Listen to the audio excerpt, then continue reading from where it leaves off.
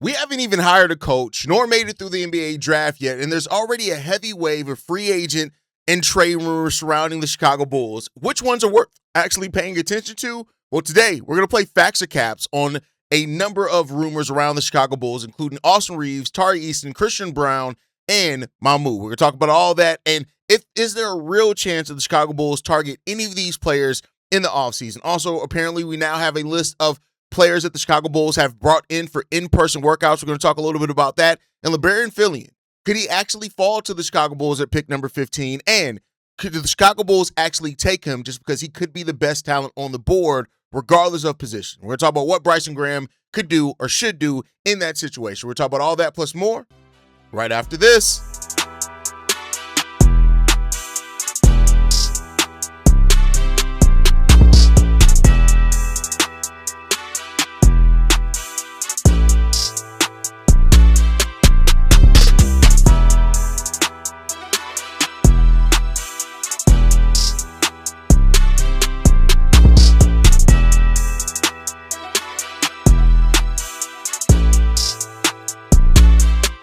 What's going on, Bulls fans? Welcome to another episode of Chicago Bulls Central, your number one spot for everything Chicago Bulls related. I'm the host there, Haize, but more importantly, you guys can follow the channel at Bulls Central Pod on every social media platform we happen to be on. Before we get started, make sure you guys hit that subscribe button. We got a lofty goal of getting to 50,000 subscribers by the start of the 2026-27 season. We got a few months to get that done. I don't know if we can. It'll be the largest amount of subscribers we ever got in a condensed amount of time. But hey, I can't get it done if I don't ask you guys to help out. About 42% of you guys that watch the daily episodes are not subscribed to that channel. That could be because you think you're subscribed. I post every day. I'm in your algorithm. But go ahead and hit that subscribe button. Help a brother out. With that said, let's go ahead and get into this, right? I want to start off playing facts or cap. So there is a number of rumors going on around the Chicago Bulls right now. And while I think it's very difficult to know what the Chicago Bulls plan is going to be before we get through the draft, just because the positions that we draft, I think, are going to be very hand in hand with what we try to do in free agency based off where we go. We know we're going to get a forward, most than likely, like I said, unless something completely outrageous happens and Darren Peterson falls to the number 4 pick, we're probably going to take a forward with our number 4 pick, which leaves, are you going to go big? You're going to go wing? Or are you going to go just best player available, which could leave you taking another point guard, which we'll also talk a little bit about that. So one of the rumors that have popped up recently is that the Chicago Bulls could go, and with this, I'm going to talk about the where it started, the writer that started it, and read a little blurb from it. So the first player that we're going to talk about is Austin Reaves. We know that Austin Reaves is with the Los Angeles Lakers. He had his best statistical season last year, playing off Luka Doncic. Him and Luka actually built some really good chemistry. And Tyler Watts from Pippen Ain't Easy said this: "It's always going to be an uphill battle to convince Reaves to come to Chicago. 28-year-old will decline his $14.9 million player option to become an unrestricted free agent. The Lakers, Bulls, and Nets all project to have cap space, but AR's market won't be limited to those teams. He had a star breakout season and is in the middle of his prime. There will be plenty of interest, but Reaves wants to be in Los Angeles." So, I mean, even then, Tyler Watts is pointing out there, this could be a very uphill battle for the Chicago Bulls to try to get Austin Reaves in here to Chicago. And here's what I say. We did sign at one point, right? A Los Angeles Lakers underrated guard in Alex Caruso ended up trading him to the OKC Thunder. So it's not like you haven't been able to steal a player before, right? But again, I think when you look at the Alex Caruso signing, not that Alex Caruso was ever a bad player. I loved Alex Caruso. Many of you guys love Alex Caruso. But that was Arturas Karnisovas doing a rush to the middle between the Nikola Vucevic trade, the DeMar DeRozan signing, Alex Caruso, Lonzo Ball. He made a mad rush to the middle, right? And I don't see Bryson Graham having the lack of patience that AK had. I do think that this is, not to say that Bryson Graham is going to take his shots at certain players, but I think that this first year could just be a year where it's laying the groundwork, which Bryson Graham has already alluded to. And it's going to be more about kind of organically building this thing out than it is to rush to sign a big name free agent necessarily just to get a borderline all-star in here. Austin Reaves is a good player. I like Austin Reaves, and I love that he shut up a lot of his doubters by his play on the basketball court. But if we're getting into the facts or cap verdict on this one, I gotta say that it's more cap than facts. I gotta call cap on this one. It just doesn't make sense for the Chicago Bulls. Austin Reaves is probably going to get upwards of close to $30 million, if not more, right? And I just don't think the Bulls right now, not to say that signing a player at $30 million isn't necessarily the thing. Like if you're going after a center or something like that, Austin Reaves, and maybe even gets more than $30 million, especially from the Los Angeles Lakers, right? So I don't think the Lakers are going to let him go. And at 28 years old, it'd be different if Austin Reaves was like 23, 24-ish, and we wanted to do that. At 28 years old, he's probably going to stay with the Lakers. He's already been a player that's proven to play with Luka. They're trying to build their style around Luka Doncic. I just don't see it happening. So my verdict on this is cap, right? The rumor just doesn't fit the timeline. It doesn't feel the rebuild direction at all. It just doesn't fit any of that the Chicago Bulls are doing. So it doesn't make sense, right? Next one that we're going to talk about, and this one has popped up more recently, is Tari Eason. I want to talk a little bit about that one. Like, Tari Eason is a player that I think has some promise. And I want to be clear there, especially defensively. His offense can come and go. Last year with the Houston Rockets, their whole season was touch and go and up and down. So it just never, it is what it is. I'm not going to judge it based off this. But the Tari Eason thing has recently popped up from Joe Cowley, who said this in regards to it.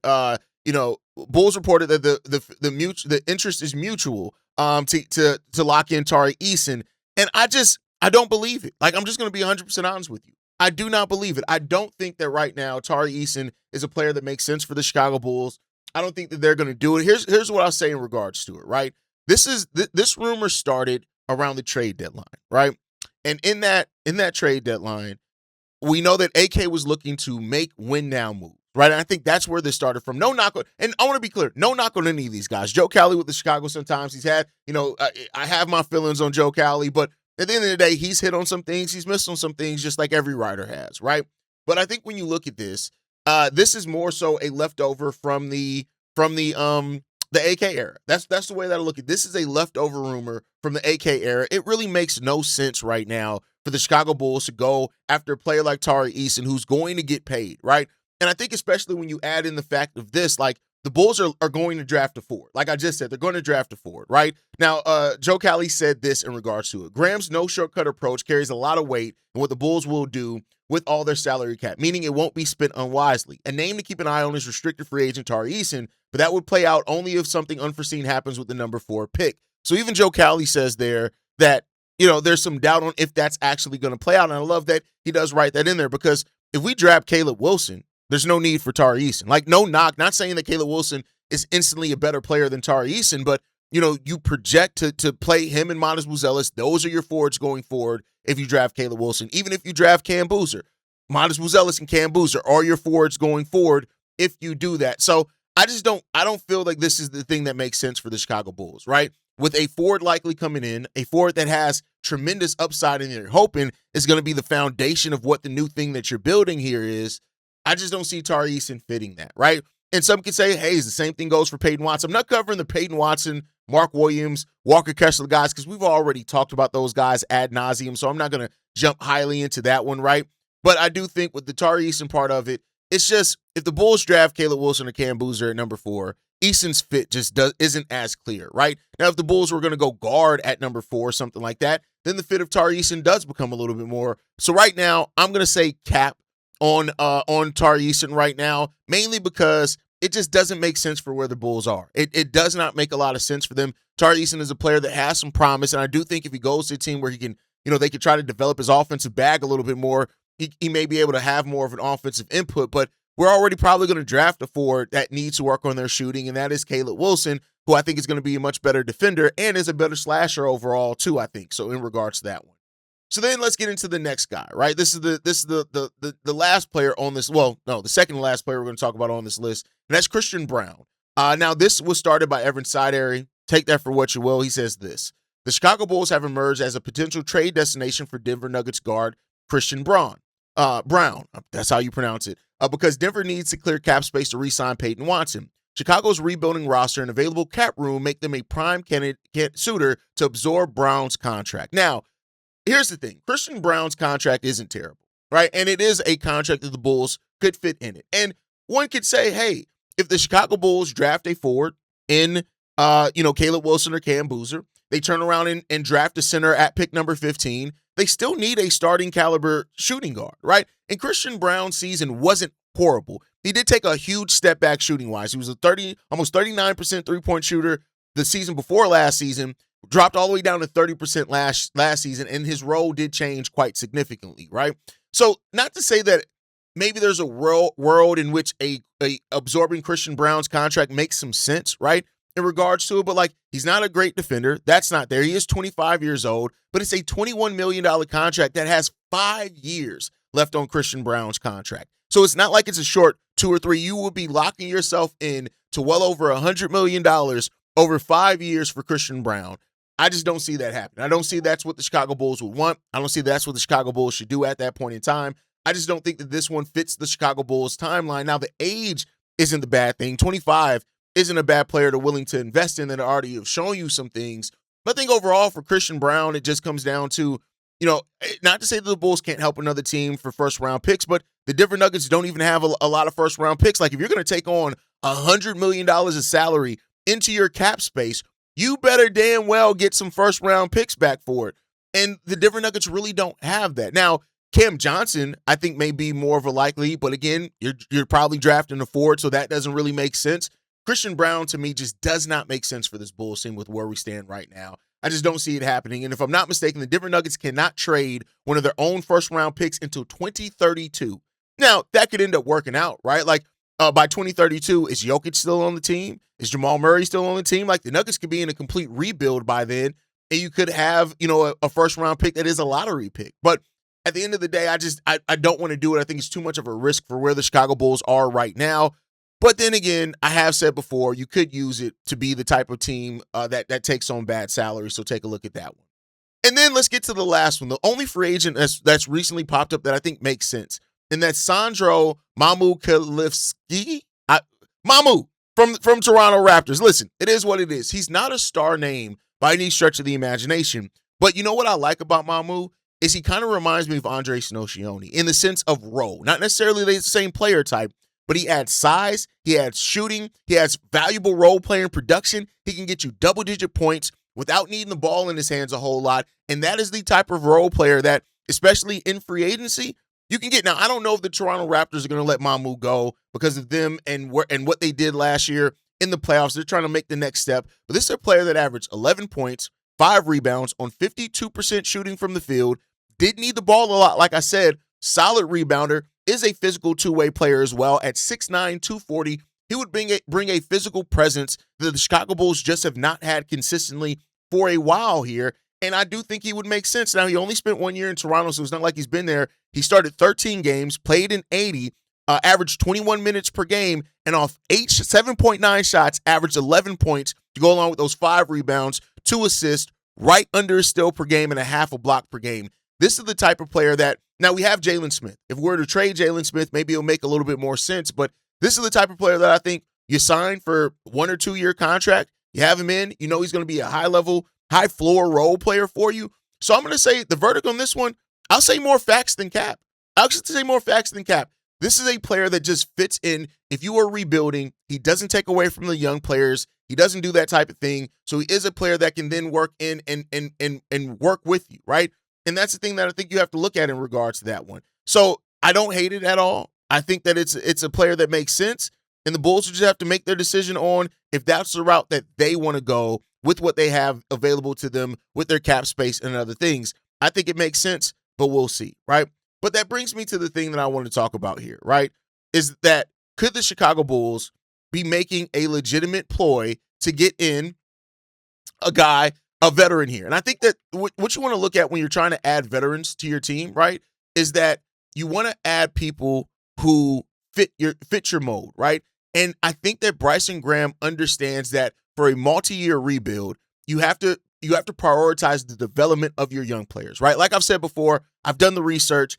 Typically for teams that are rebuilding and developing, you want to have about 55 to 60% of your minutes go to your players that are younger than 25 that you're developing, right? If you have enough of those guys to fill out. If you only have 2 players under that you're building around, then of course you're not going to do that.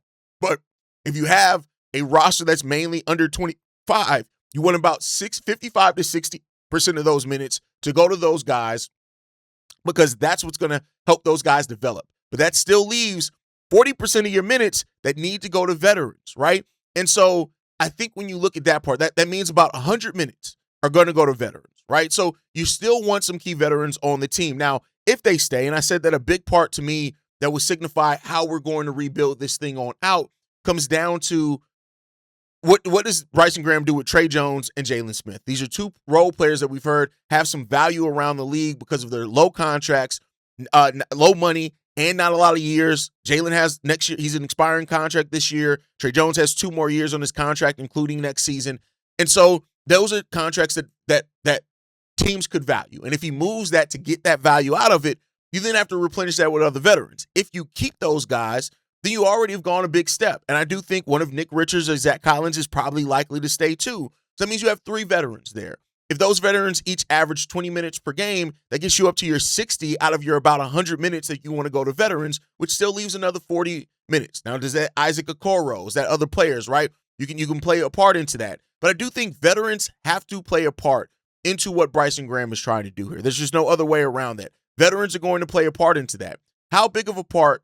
That comes down to how Bryson Graham sees the roster, how he sees the players that are here. And we don't really know that for sure right now, right? We don't know exactly how he views these guys, how he plans to use these guys, or what he wants to do. I think a big part of it comes into what he and how he drafts, right? And we'll see that over the draft, once the NBA draft happens. But you are going to see some veterans on this team. Anybody who thinks that you're just going to see a team full of 25-year-olds and just throw them all out there, Bryson Graham understands structure. Even when you look at the other stops that he's had, each of his teams that he's been on has always had some key vets in major roles in it. That's probably not going to change right now under where the Bulls are right now. You're still going to see those vets here. You're still going to see some of those roster spots filled with vets.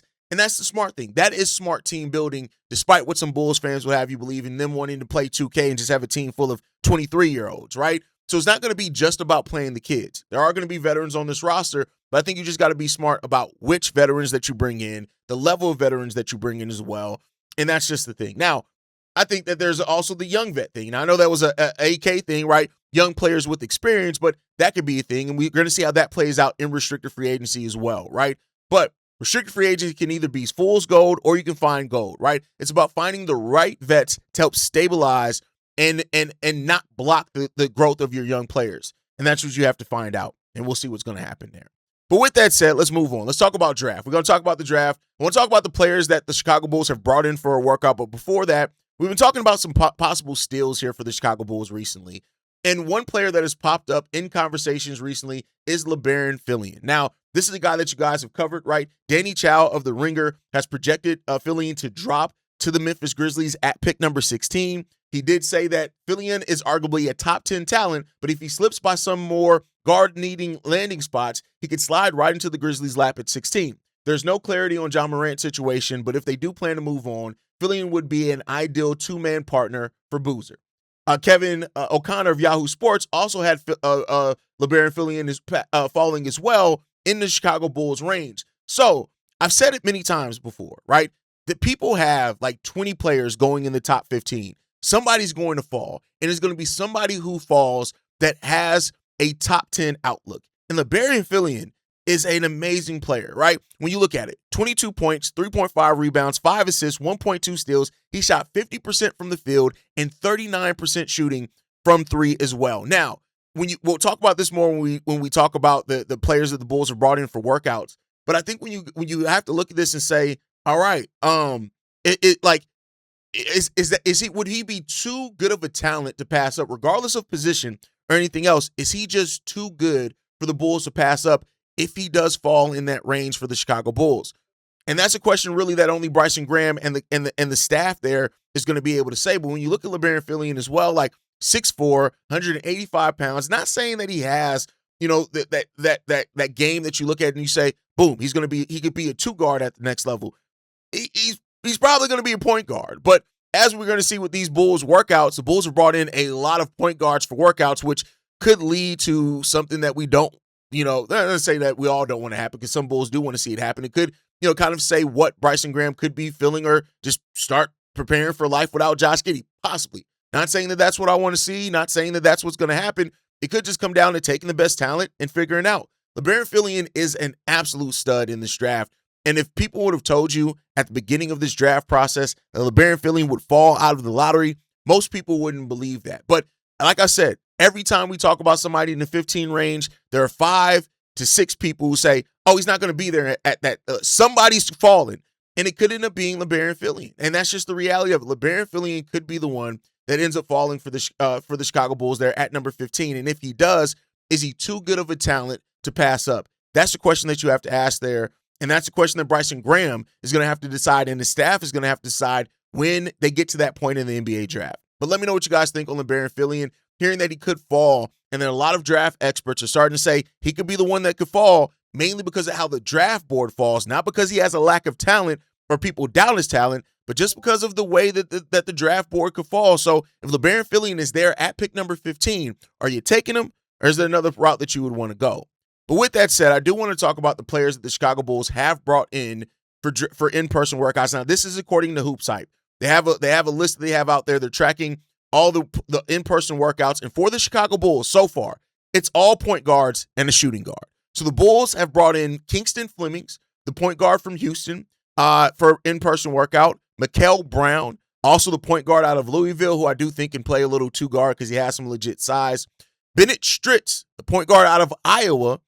Iboka Okori, who we talked about yesterday, the point guard out of Stanford. Tamin Lipsey, the point guard, another point guard out of Iowa State. And then Peter Sutter, the shooting guard out of Miami of Ohio. So these are the guys that the Bulls so far have brought in for in-person workouts. And if you notice a theme there, it's all guards. Now, I do think that because the Bulls, at number 4, don't worry about them not bringing in Cam Boozer or Caleb Wilson. They already know those guys. It is what it is there. But I do think it stands out that on this list, these are players that can create, that bring shooting, that run pace as well, and that would add backcourt depth, at least initially. Now, this workout list does not guarantee intent to draft these guys, but it could show that the front office is gathering information right now on guards. Now, we've seen this happen before, too, where teams, they work out in positions, right? So they'll work out all guards, then they'll bring in forwards, and then they'll bring in some bigs, right? And that's the way that maybe because you want to evaluate, you want the workouts to be all close to each other if you're evaluating similar players with similar skill sets. And that's what this could be. The Bulls could just be right now in the evaluation period where they're working out guards, and then it could turn around and start working out forwards and centers. So this is probably going to be a list that I probably start looking at once a week to see who the Bulls have brought in for workouts, and we'll see how that list. But let me know what you guys think. How does this list make you feel? Does this list make you think that the writing's on the wall for Josh Giddey potentially and how Bryson Graham evaluates him? Or do you think this is just the Bulls doing their due diligence and bringing in everyone and taking a look at what's going to happen there? Let me know what you guys think on that down below.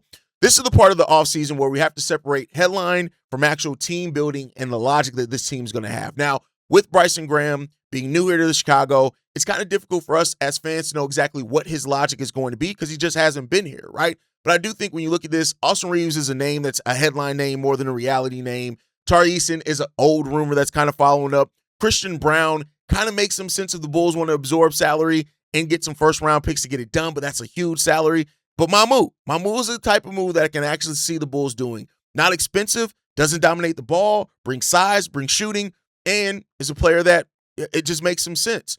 And then as we shift to the draft and stuff, we'll continue to see how these workouts work out for the Chicago Bulls. But make sure you guys hit that like button, subscribe to the channel, hit that notification bell so you never miss an episode. You can follow us at Bull Central Pod on every social media platform. You send us any feedback, questions, comments, concerns, bullcentralpod@gmail.com. And lastly, if you want to leave a text message and our voicemail for the mailbag, the number to do so, 773-270-2799. We're the number one spot for everything Chicago Bulls related.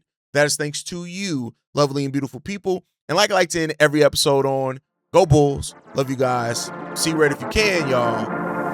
Peace. This has been a presentation of the Break Media.